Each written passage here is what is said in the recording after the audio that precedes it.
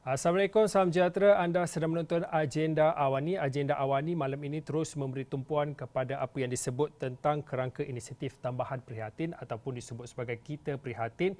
Jumlah ataupun amount besarnya peruntukannya adalah RM10 kalau diperincikan di bawah inisiatif-inisiatif di bawah Kita Prihatin itu adalah antaranya geran khas prihatin bernilai RM0.6 bilion, kemudian ada program subsidi upah 2.0 bernilai RM2.4 bilion dan juga bantuan prihatin nasional RM2.07 bilion menjadikan jumlah keseluruhannya RM10 bilion dan pastinya di bawah payung Kita Prihatin itu antara tonggak utama objektifnya adalah antaranya untuk mengurangkan beban rakyat dan pastinya bagi mengekalkan pekerjaan dan juga membantu perniagaan yang berasaskan industri kecil dan sederhana ataupun PKS. Jadi untuk bercakap tentang PKS dan kita melihat kepada skop yang lebih meluas, tetamu saya menerusi secara atas talian pada waktu ini adalah Datin Rozila Abdullah. Datin Rozila adalah pengasas Mama Best Food Manufacturer Sdn Bhd dan juga Profesor Madar Dr. Irwan Shah Zainal Abidin. Prof adalah Timbalan Pengarah Institut Dasar Ekonomi dan Kewangan Universiti Utara Malaysia UUM. Jadi saya nak mulakan dulu dengan Datin. Datin, kita melihat kita semua sedia maklum apa yang berlaku sepanjang tahun ini, boleh dikatakan lebih pada 10 bulan pandemik berlaku khususnya di negara kita. Kita melihat kepada bagaimana impak dan juga kesan terutamanya yang diterima di industri secara keseluruhannya adalah PKS. PKS banyak terjejas akibat pandemik ini. Sebelum ini Datin juga pernah berkongsi bagaimana kerugian yang dialami untuk syarikat Datin. Tetapi untuk waktu ini mungkin kita boleh bermula bagaimana secara keseluruhannya sehingga pada waktu ini sehingga November kerugian yang dicatatkan khusus untuk syarikat Datin, untuk syarikat pengasas Mama Best Food Manufacturer Sdn Bhd dan bagaimana syarikat dan bagaimana bangkit semula daripada terkesan daripada akibat pandemik ini. Kita semua tahu bahawa gelombang kedua pandemik COVID-19 di Sabah itu dia terjadi begitu dengan mendadak sekali dan impaknya sangat terkesan. Tiba-tiba kita punya income pada bulan yang terkesan itu jatuh sehingga kepada 80% kalau dikira secara figuratif lah begitu. Namun itu tidak mematahkan semangat kami yang memang sudah berada di dalam pentas perniagaan PKS inilah. So dengan adanya program subsidi upah 2.0 yang telah diumumkan pada 2 Oktober tahun 2020 ini sangat membantu syarikat-syarikat seperti kami ini untuk meneruskan kelangsungan perniagaan kami dan dia sedikit sebanyak memberi satu suntikan ketahanan kepada syarikat untuk meneruskan perniagaan dan juga pada masa yang sama kami juga harus berusaha mengadaptasi perniagaan itu kepada yang luar daripada yang memang selalu dibuat, yaitu ke arah digital punya perniagaan, digitalization lah maksudnya begitu. If we want to sustain in this business means we have to adopt and adapt into the new kind of way of doing business. So alhamdulillah sedikit dan sebanyak sehingga kepada hari ini dengan adanya beberapa platform marketplace yang sedia ada dekat Sabah ini seperti GoNet, seperti Tamuku, atas inisiatif kerajaan negeri juga dapat membantu kami PKS di sini untuk dapat memasarkan produk-produk atas talian dan ini sangat membantu. Begitu juga dengan program subsidi upah yang telah diumumkan lanjutannya, syarikat kami adalah penerima kepada program subsidi upah yang awalnya pada gelombang pertama pandemik itu, tetapi setelah diumum kepada PSU 2.0, kami juga telah memohon lanjutan dan sekarang ini permohonan sedang dalam proses dan sudah diterima. Dan bantuan gaji RM600 kepada setiap pekerja itu sangat membantu kepada syarikat pada ketika ini yang masih dalam proses adapting into the new kind of business, doing this business. So tambahan 3 bulan itu, yaitu daripada Oktober, November dan Desember itu sangat membantulah kepada kami, dan kami tidak perlu memberhentikan mana-mana pekerja, dan atas usaha syarikat adalah untuk maybe to diversify the business, to look into creating another new product which yang diperlukan pada ketika ini. So itu adalah perkongsian yang dapat saya kongsikan pada ketika ini yang sedang berlaku kepada kebanyakan PKS di Sabah. Okey, tadi Datin ada sebutkan tentang PSU, program subsidi upah lanjutan daripada apa yang pernah dilakukan sebelum dan pernah diperkenalkan oleh kerajaan sebelum ini 2.0, tetapi kita nak bercakap lebih kepada model baharu ataupun norma baharu perniagaan, iaitu lebih kepada era digitalisasi. Daripada tadi pun telah pun disebutkan oleh Datin bagaimana nak tak nak PKS, termasuklah syarikat Datin tiada pilihan lain kerana kita bercakap tentang normal baharu. Bila normal baharu, apa yang menjadi tradisional dahulu, perniagaan secara tradisional dahulu tidak boleh dilakukan dalam era normal baharu ini.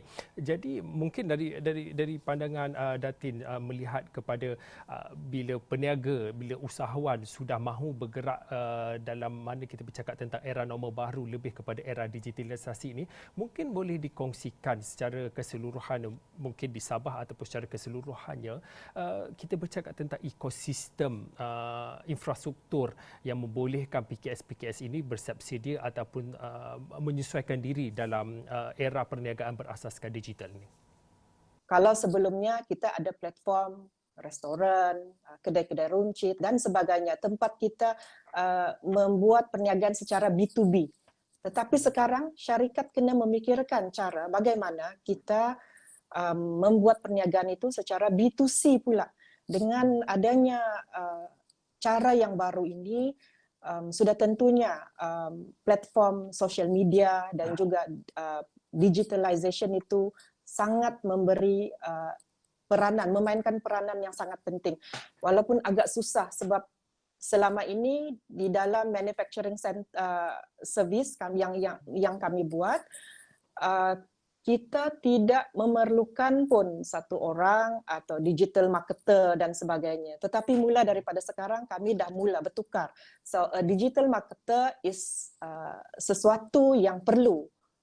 Jawatan itu di dalam syarikat ini akan membantu memastikan bahawa sekiranya produk itu disupply kepada mana-mana hypermarket dan sebagainya, macam mana orang nak tahu? How can we tell people that we have stock in this area or whatever outlet that we have? So this social media plays a very important role.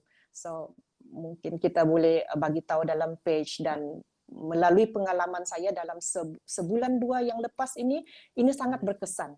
So it's not an easy job or task in the beginning lah. So we are all learning. Serba salah. Mungkin we have to do Facebook Live or whatever. Mungkin ada rasa segan dan silu di situ. Tetapi this is the new way. So saya pun tengah mula to break my fear. How can we do this kind of new kind of selling? Itulah dia pengalaman kami. So agak macam susah, but then we have to do it in order for us to sustain in the business.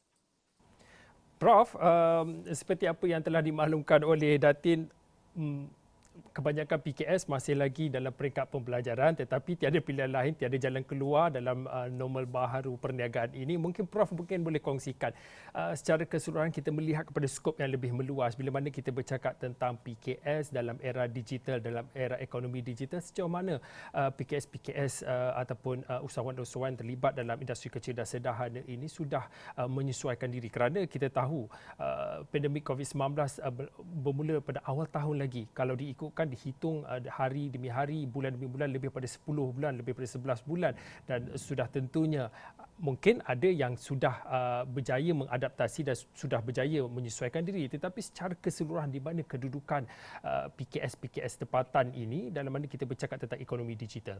Seperti yang Datin sebutkan tadi pun, apa program-program seperti subsidi upah, okey, dan sebagainya itu bermula daripada package rangsangan yang telah pun diumumkan sebelumnya. So kita prihatin ini adalah yang keempat, dan kita lihat pun ada kesinambungan di dalam Belanjawan 2021. Jadi ini jelas menunjukkan bahawa apa yang dilakukan oleh kerajaan semenjak daripada Mac lalu adalah yang begitu bersasar. Inilah sebenarnya golongan-golongan yang begitu terkesan, yang antara yang begitu terkesan akibat daripada pandemik COVID-19. Jadi dalam konteks ini, kalau kita lihat pandemik COVID-19 ni, dia ada dua elemen yang saya nak bincangkan. Pertama tu dari segi survival, sebab ini adalah sesuatu yang kita kata tidak pernah dialami oleh peniaga-peniaga, kerana dia melibatkan apa kita kata dari segi kejutan, penawaran dan juga permintaan. Saya faham ramai lagi pun PKS seperti juga Datin sebutkan tadi, isu-isu seperti isu rantaian bekalan, isu dari segi capacity, masalah-masalah yang timbul akibat daripada apa yang berlaku disebabkan oleh pandemik ini, pandemik COVID-19, menyebabkan mereka golongan pekerja yang berada dalam industri PKS ini mendapat satu hambatan, cabaran yang mereka tidak pernah lalui sebelum ini, dan semestinya ini memerlukan bantuan dari segi kerajaan, at least dapat mengekalkan kapasiti pengeluaran dalam keadaan pandemik ini. Of course kapasiti pengeluaran terjejas.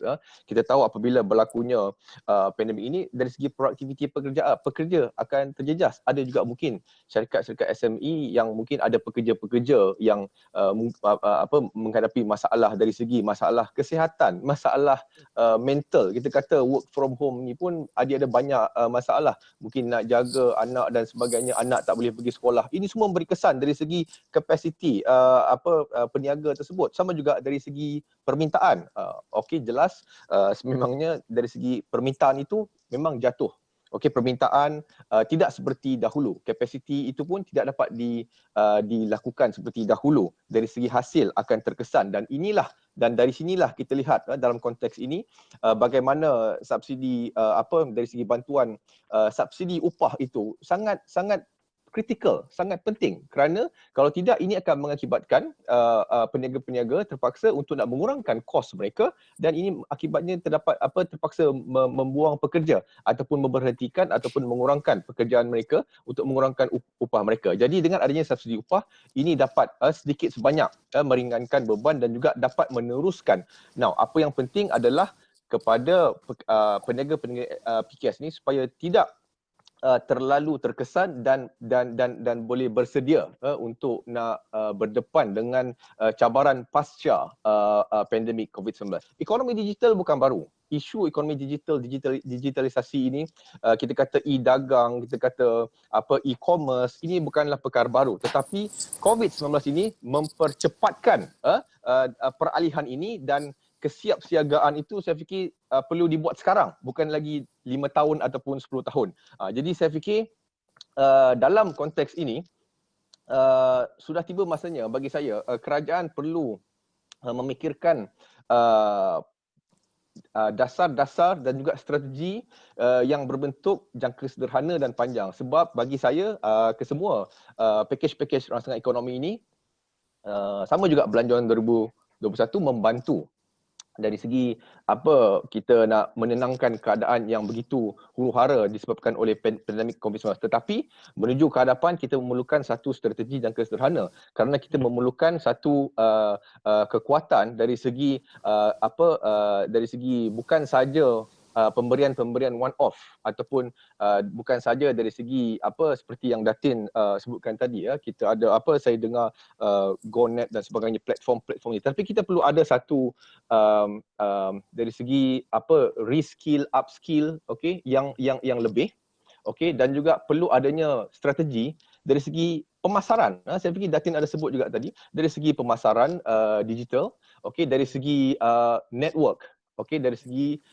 menembusi pasaran di rantau ini dan juga di peringkat antarabangsa global. Saya fikir ini memerlukan usaha kerajaan yang lebih berjangka sederhana.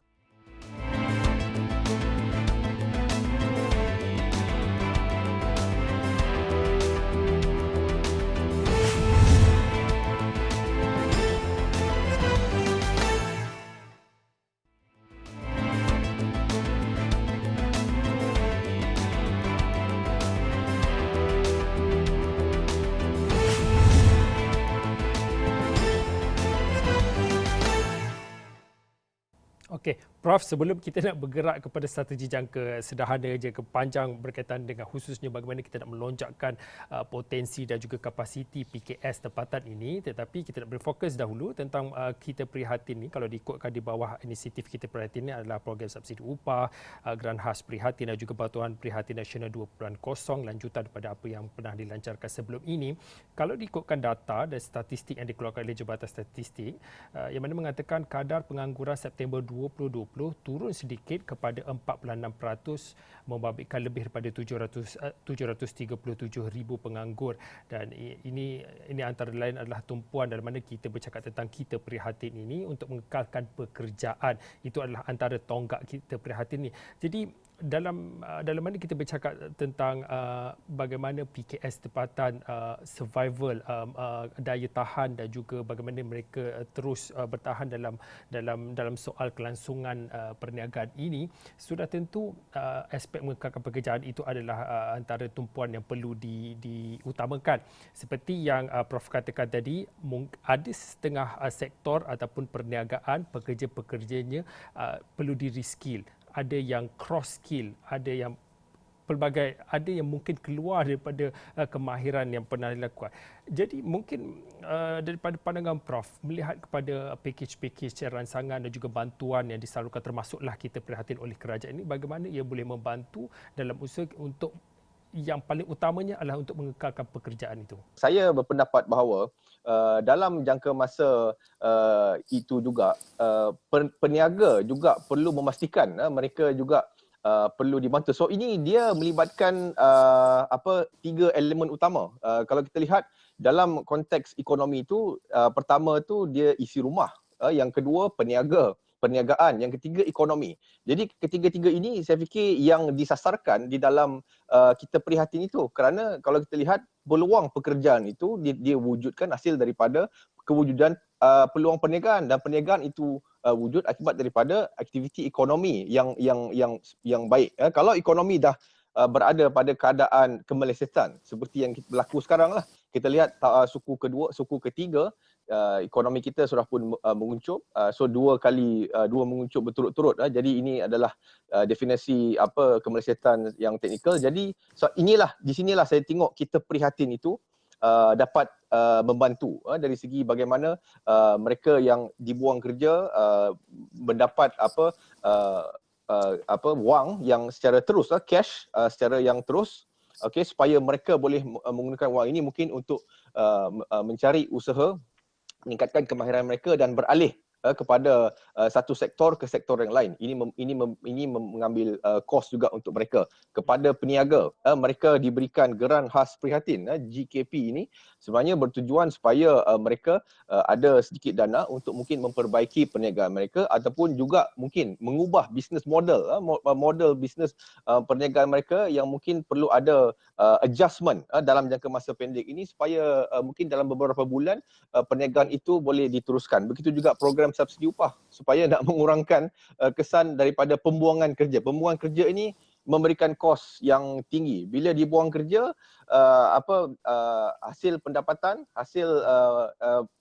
rakyat akan terjejas, dan akibat daripada ini kita tahu dia memberikan pelbagai kesan psikologi, kesan mental, kesan emosi dan sebagainya. Jadi ini mengganggu gugat dari segi produktiviti negara dan juga dari segi kesihatan rakyat secara keseluruhan. Jadi kerajaan saya fikir dalam konteks ini telah pun berada pada landasan yang betul dari segi meneruskan kelangsungan package prihatin dan juga penjana PKS Plus yang telah pun dilancarkan. Dan saya juga nampak package kita prihatin ini dia begitu fokus kepada survivability itu dan juga dari segi bagaimana rakyat dan juga peniaga dapat bersedia dari segi peralihan daripada perniagaan-perniagaan yang sebelum COVID-19 tetapi juga sekarang untuk bersedia dalam keadaan pasca COVID ini dari segi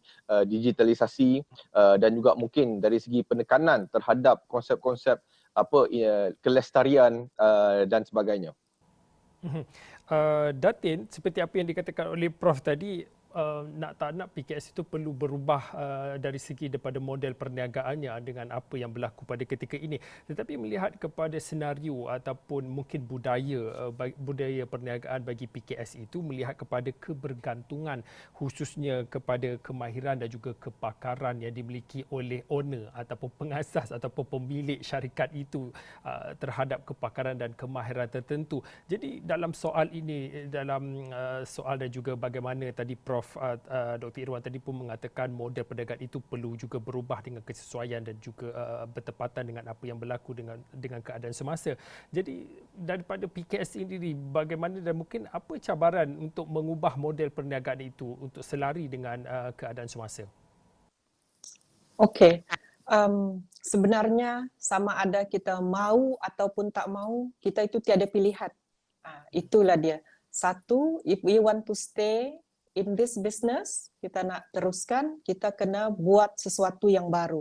We have to do our own research kepada yang berkemampuan ataupun berkebolehan to research and to diversify product ataupun untuk mencari model bisnes yang baru, itu adalah amat dialu-alukan. Sebagaimana sekarang yang ada pada kerajaan negeri Sabah melalui platform sedia dan juga organisation Persatuan Majikan-Majikan di Sabah juga, kita tengah memikirkan bagaimana tiga plan yang difikirkan, iaitu satu adalah to place and trend, dan juga kedua adalah train and place. Ini kepada pekerja-pekerja yang telah diberhentikan dan juga untuk to be into another industry or another segment of working punya tempat.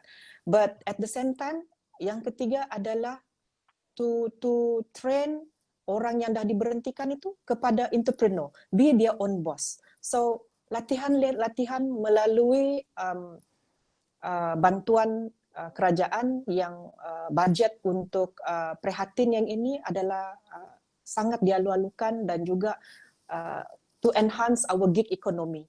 Sebab kalau sekiranya sebagai contoh seorang pekerja itu dia bekerja dekat bandar, tapi disebabkan kerana dia tidak dapat menyambung semula pekerjaannya, dia tidak dapat membayar sewa dan sebagainya, dia terpaksa balik ke kampung.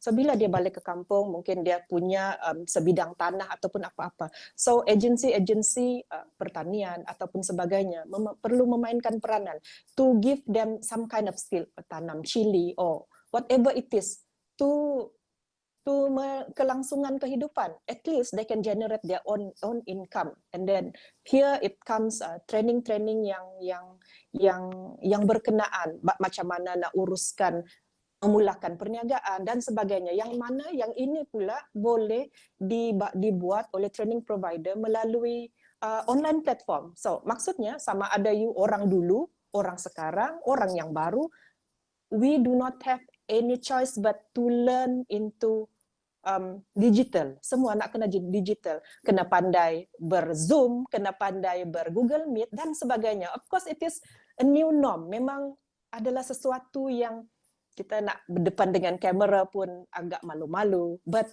we have no choice already. So itu yang sebenarnya yang terjadi, and I hope that our government can look into this seriously. Dan juga kita punya pakar-pakar ekonomi di luar sana, kalau ada modul-modul yang bersesuaian dan atau mana-mana training provider dapat membantu segala lapisan masyarakat ataupun pekerja-pekerja yang kehilangan pekerja ini, segala lapisan itu. That's it. Prof, kita tak banyak masa, lebih kurang dalam 2-3 minit ini. Mungkin Prof boleh rumuskanlah. Mungkin daripada cadangan Prof sendiri melihat kepada bagaimana kita nak bantu PKS ini untuk terus diperkasakan dalam fasa pemulihan ekonomi pada ketika ini dan bergerak ke hadapan. Selain daripada kita melihat kepada bantuan ataupun package ransangan yang ransangan ekonomi yang diberikan dan disediakan oleh kerajaan, apa lagi yang boleh menjadi pertimbangan kerajaan dalam mana kita bercakap tentang untuk membantu PKS tempatan ini untuk bergerak ke hadapan, untuk berkembang kembali, bangkit semula dalam industri? Pertama sekali saya setuju dengan Datin tadi, keusahawanan. Ini penting. Saya fikir menuju ke hadapan, menembusi pasaran baru. Saya sebut berkali-kali menembusi pasaran baru ni sebab baru-baru ini kita baru saja memeterai RCEP. RCEP ini adalah satu peluang kepada SME sebenarnya untuk menembusi 10 negara ASEAN dan juga ada lagi 5 negara FTA. Kita katakan sebab 30% hampir 3 bilion penduduk dunia, 30% GDP. Ini adalah satu peluang yang besar. Tapi kalau kita tidak ada skill keusahawanan ini, mungkin dia boleh backfire lah. Kita pula nanti yang akan tidak dapat bersaing. Sebab itu saya kata kepentingan keusahawanan dan juga perubahan dari segi kita daripada sektor yang lain kepada sektor pertanian. Sebab sektor pertanian jelas menunjukkan bahawa ia adalah yang paling resilient di dalam keadaan kita berlaku krisis. Jadi saya fikir menuju ke hadapan, apa lagi yang perlu dilakukan, saya fikir sudah tiba masanya kerajaan melihat kepada pembaikan ekosistem. Gunakan seluruh institusi yang ada di dalam negara kita berkenaan dengan SME ini, SME Corp, SME Bank dan sebagainya, untuk kita dapat memperkasakan SME ini supaya mereka dapat bersaing dan dapat menembusi pasaran RCEP ini, dan juga kemungkinan besar di masa hadapan kita mungkin ASEAN Economic Community dan juga mungkin CPTPP, Trans-Pacific Partnership. Jadi saya fikir ada peluang yang lebih luas, tetapi dalam konteks ini saya lihat kerajaan perlu menyediakan satu platform yang lebih luas selain daripada apa yang disebutkan oleh Datin tadi. Saya fikir perlu ada platform yang lebih luas seperti digital free trade zone. Kita perlu ada satu platform yang luas seperti ini supaya kita boleh menembusi dan juga melakukan network kepada jaringan-jaringan dan juga pasaran yang lebih luas, bukan sahaja di Malaysia. Okey, baiklah, terima kasih kepada Profesor Madya Dr. Irwan Shahzana Abidin. Prof adalah Timbalan Pengarah Institut Dasar Ekonomi dan Kewangan Universiti Utara Malaysia dan yang berkongsi secara realitinya apa yang berlaku dan apa yang cabaran-cabaran yang dihadapi oleh PKS. Ialah tadi Datin Rozila Abdullah. Datin Rozila adalah pengasas Mama Best Food Manufacturer Sdn Bhd, PKS, usahawan PKS daripada Sabah. Sekian agenda awal ni, saya Fauzin, kita jumpa lagi.